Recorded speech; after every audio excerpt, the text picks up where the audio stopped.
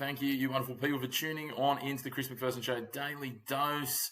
We're getting into day 7 of Wimbledon. Looking ahead, another Aussie dropping overnight with Daria Kasatina going out in straight sets. It means we're down to just men in the senior main draws of Wimbledon. Fighting on, and let's kick it off with Aussie Watch. And let's talk Jordan Thompson.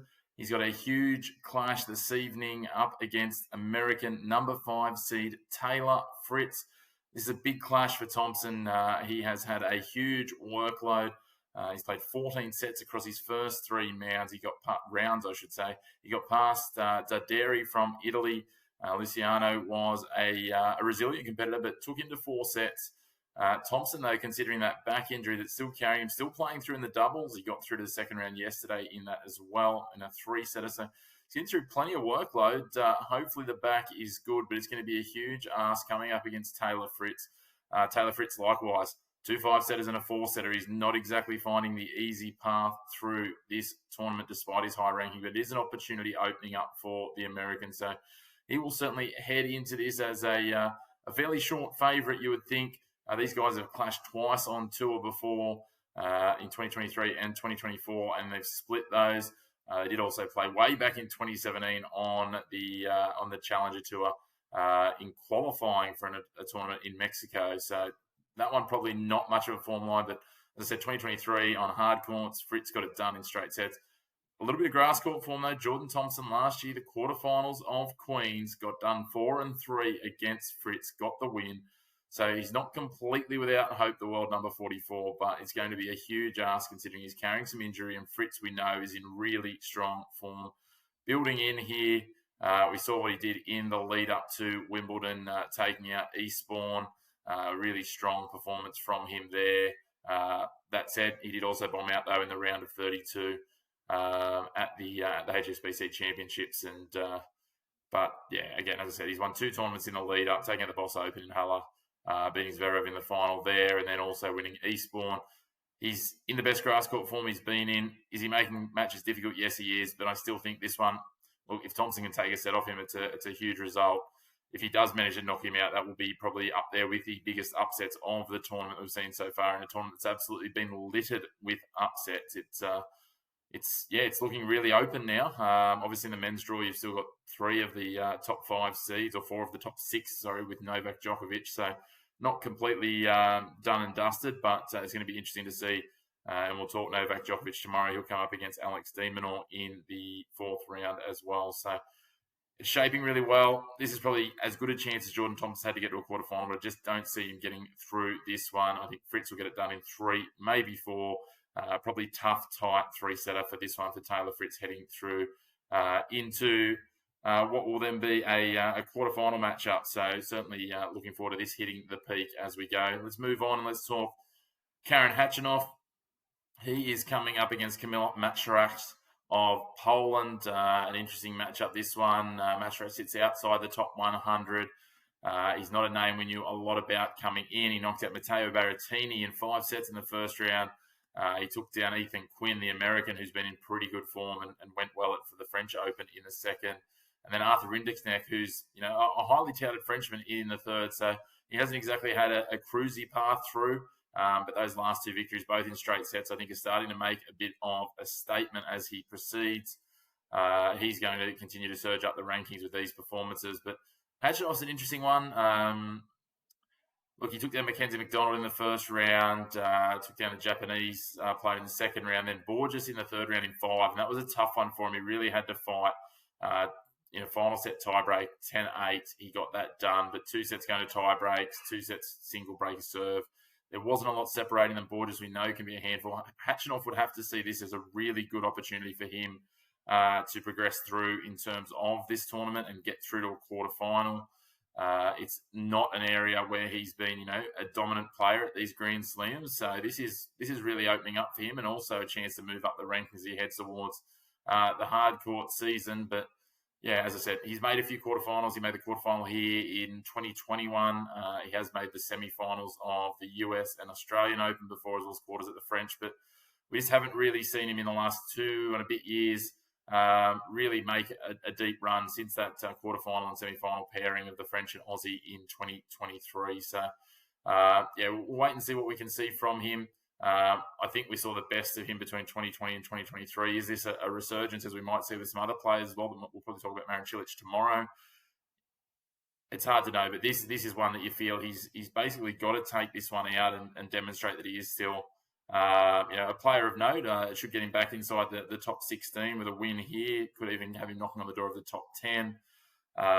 He came to this tournament ranked 20, and here's the opportunity, I guess. And the next round would be a match up against the winner of Fritz and Thompson. And who knows, if Jordan Thompson gets the upset there, that could be interesting. But I'm just not sure what to expect from Macherach. We haven't seen a lot of him, as I said, sitting outside the top 100. We're waiting for him to kind of build in. But I'm going to lean towards Khachanov taking this one in straight sets. He wants to march on here. He wants to be fresh and maybe take on a drained Taylor Fritz, and then things could start to open up for him. We'll have a look. But I'm going to go Karen Khachanov to make another quarterfinal in his Grand Slams, make his second here at Wimbledon, and turn things back to when he did go deep at 2021's edition. So we shall wait and see. Again, he at his best, absolutely phenomenal. So we'll wait and see how that one shapes up. This next one is a really interesting one. Nicolas Jarry from Chile. He knocked over João Fonseca in the third round. He's been really strong. He knocked out Holger Rune in the first round in 5 sets. He had straight sets win over Lerner Tien in the second. He is really building in really good form here. He was strong against Fonseca. He's got the all-around game. Norrie, on the other hand, he's going to have a huge home crowd behind him. He got the win over Matteo Bellucci in straight sets in the third round. He knocked out Francis Tiafoe in the second round, as well as a win over Roberto Batista Agut in the first round. So strong wins. He hasn't had to absolutely go deep into the hurt locker. He's gone 4 rounds, 3 rounds, whereas Jarry, as I said, has been 5, 3, and 4. So it's an interesting one. The head-to-head is just one love to Jarry. They played in the ATP Masters in Miami way back in 2018, and it was a straight sets win for Jarry there. So it's an interesting one. Jarry's obviously found his his grass court game really well this year, traditionally being a clay court expert. How does that shape for this one? Norrie's going to need to draw on absolutely everything in terms of the hometown heroics and fandom, and how he handles that. This is on court one, which is his preferred court. It's an interesting one. Jarry spent a lot longer on court than Norrie has, but we'll wait and see how it all shapes. I just think that the form that Jarry's got now, he's got 6 matches in a row, continuing to win. He has been, a powerhouse before, and we're just seeing what he's delivering here. We know Cameron Norrie as well. I mean, he's been up in the top 10 too, so you can't rule him out. But I just think that a 9-3 grass court record this year for Nicolas Jarry is really building into something. And so I'm going to go the experience and composure of Nicolas Jarry to drive him through and head into a quarterfinal here at Wimbledon. It'd be great to see. South Americans not renowned for their power on grass, but we're really seeing some of these clay court specialists start to go perform much more improved on the grass this year. We're seeing a lot of these Igor Swiatek starting to build through, a couple of others as well and they're really finding this grass court is really playing in their favour this year, certainly. So, and this will be the first time, if he does get through for Nicolas Jarry, that he's been to the quarterfinals. Only the second time he's made it to the fourth round of a Grand Slam, made the 4th round of the French Open a couple of years ago. So we'll watch this with bated breath. But I'm really looking forward to seeing Nicolas Jarry versus Cameron Norrie, the hometown crowd. The Chileans will be out in force as well. This will be a very sought-after ticket, that is for sure. So we'll see how this plays out. But I'm going to go Jarry in 4. Certainly going to be an interesting one. And the final one, Andrei Rublev, one of the most mercurial players on tour. We've seen all his ups and downs in recent times. He's an interesting character, that's for sure. And he takes on the number 2 seed in Carlos Alcaraz. This one on paper just shapes. We know that Rublev has made a career of making quarterfinals. I think over the last sort of 6 years, he's made somewhere in the range of 9 Grand Slam quarterfinals. He made the Wimbledon quarterfinals 2 years ago. He's been really strong, especially on the hard courts. Wimbledon probably his least favoured surface. But again, he's made the quarterfinals. He's made the 4th round here previously as well. I just don't see how the way Alcaraz is playing that Rublev matches up with him. It would be a phenomenal story, but I just think this becomes a straight sets victory for Carlos Alcaraz. Rublev might, take him into the hurt locker a couple of times in deep in sets, But unless Alcaraz has those real meltdown moments that we do know he is prone to at times, I just don't see this turning in Rublev's favour. So I've got Alcaraz going through. So it's looking like this side of the draw. Fritz, Hatchinoff, Jarry, and Alcaraz will go through, and then Jarry versus Alcaraz. That could be a really exciting match in the quarterfinals. We'll have a look and see how that shapes up. But that's the men's. Let's move on to the women's round of 16, the fourth round action, and let's start with the opening women's match on centre court, and it will be the 51st ranked Sunny Cartel. She's been moving up the rankings. She will take on Pavlyuchenkova from Russia, or the no-flag country, as we know. They play under Anastasia Pavlyuchenkova. This is going to be an interesting one. Cartel has been on the rise, but not exactly breaking down doors. Interestingly enough, she knocked out Yelena Ostapenko here in the first round after losing to her at Eastbourne. She got through to the round of 16 at the Nottingham Open. She got through the round of 16 at Queens, where she went down to Amanda Anisimova. So she's got some wins. She knocked out Daria Kasatina, the Aussie, there at Queens as well. So she's got some wins, but nothing that was really suggesting that she was going to go this deep here. She made the third round here last year. She's a Brit. Grass seems to be her favourite surface, as it often is for the Brit. She's got the hometown support behind her, but she's going to come up against Anastasia Pavlyuchenkova, which is going to be a tough matchup. The two of them haven't played on tour before, but we know that Pavlyuchenkova, she's been knocking on the door of the top 10 before. She sits in a similar spot now, ranked in the 50s.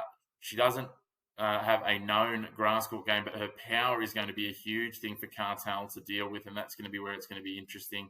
How they shape up in terms of that is going to really test this out. Again, Pavlyuchenkova, we know she's an absolute gun at her best. She was a junior prodigy coming through the ranks. She turned professional very young. She's been to the final of the French Open. She's been to the quarterfinals here at Wimbledon 9 years ago before. She also went to the quarterfinals at the US Open and at the Australian Open a number of times, including earlier this season. So she's going to head into this as a significant favourite. I think that she's going to have to take this one out in three, but I'm not sure why, but I've got a little feeling that this might be another one of those upsets, and I'm going to tip Sunny Cartel to get this one done in 3 sets with a bit of hometown support behind her, and just have that British hopes going into the quarterfinals, which will be a great story. She's going to have to play a lot to take out the power of Pavlyuchenkova, but I think she can get it done here. Speaking of surprise packets and interesting stories, Solana Sierra, the Argentine tennis player, she's got a career high coming in of 100 in the women's singles ranking, and she takes on the challenging and dangerous Laura Siegman, who is on a bit of a march here. She's taken out some power and some strong players. She got Peyton Stearns, a danger player in straight sets in the first round. She blew Leylah Fernandez off the court in the second round, and then absolutely undid Madison Keys in the third round. Again, straight sets. She's powering through this tournament. While for Sierra, she's had to take her last 2 matches against Buxa and Katie Bolter, the Brit, in 3 sets. But the thing that she's done is she's managed to finish with a punch. She's accelerated towards that finish line. She's got plenty in the tank. She's a young, rising star. She's going to be a name to watch. It's interesting, again, not a renowned grass quarter, but as I said, there's lots of these players who are probably more suited naturally to clay, whose games are stacking up really well on the grass at SW19 this year. So looking at this one, Siegman will go in, you would think, as favourite, but I'm going to tip Solana Sierra to get this done in 3 sets. Another upset here.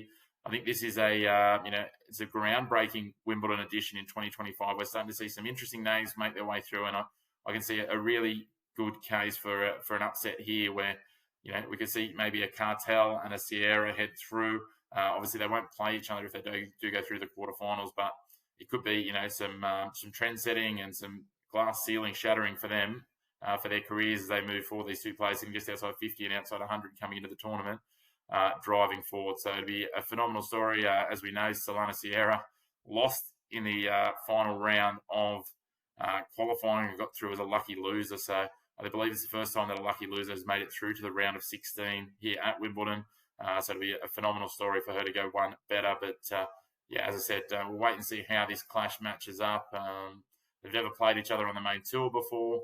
Laura Siegman sitting outside the 100 as well, but we know she's always been a danger player for a lot of a lot of the higher seeds, as well, as Madison Keys found out the hard way, and she's going to try and use all of her nous and all of her skill to outwit and outplay Solana Sierra. But I've got Sierra getting it done in 3 here. That just the way she's finished those matches has been absolutely phenomenal.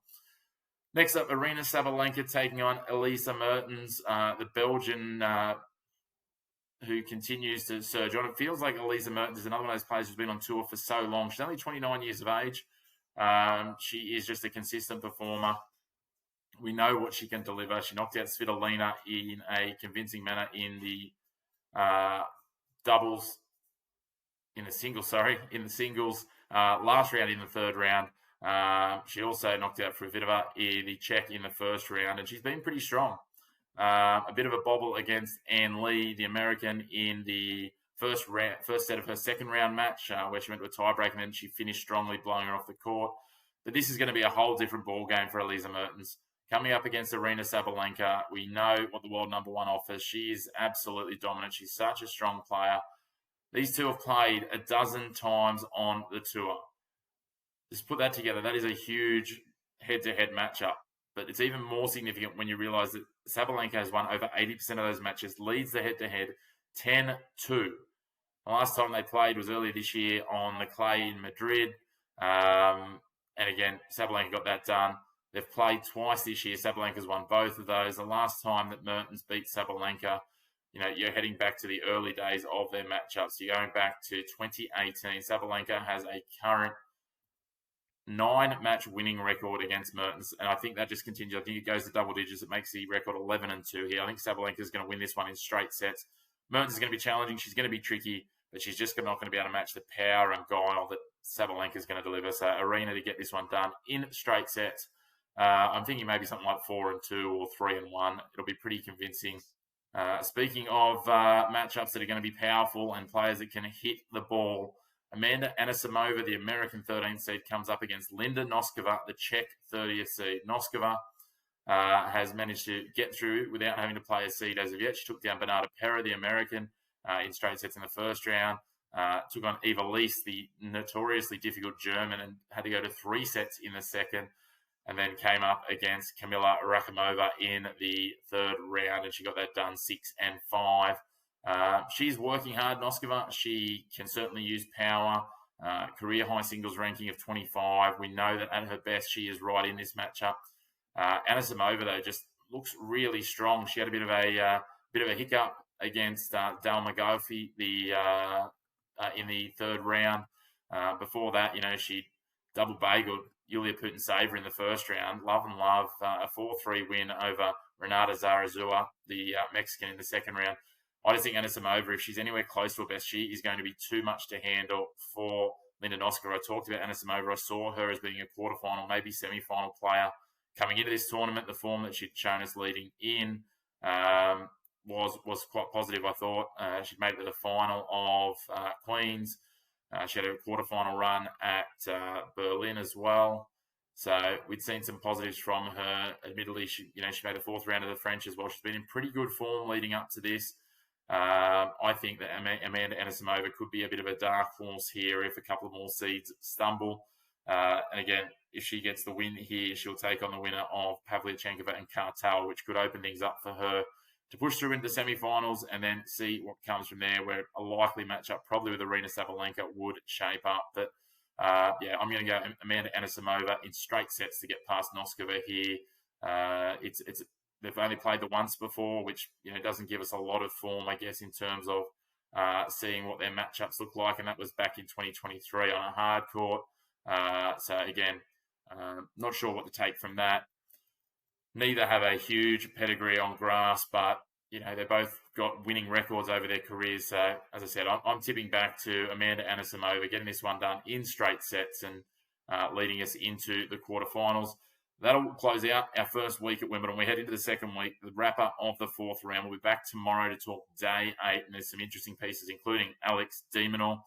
Before we wrap up, of course, today, though, we do have a couple of other Aussies in action. There's plenty of doubles action going on, but we've got Cruz Hewitt and Talia Kokinis both getting their junior boys and girls campaigns underway. Emerson Jones got a win in her 1st round, so she's through to the 2nd round. So wishing Leighton Hewitt Jr., Cruz Hewitt, and Talia Kokinis, the best of luck, and continue flying that flag. Looking forward to seeing those guys in action tonight, as well as all of these fourth round matches getting us underway. But until next time, until we bring you back all the action tomorrow, big thanks for tuning in for another Daily Dose.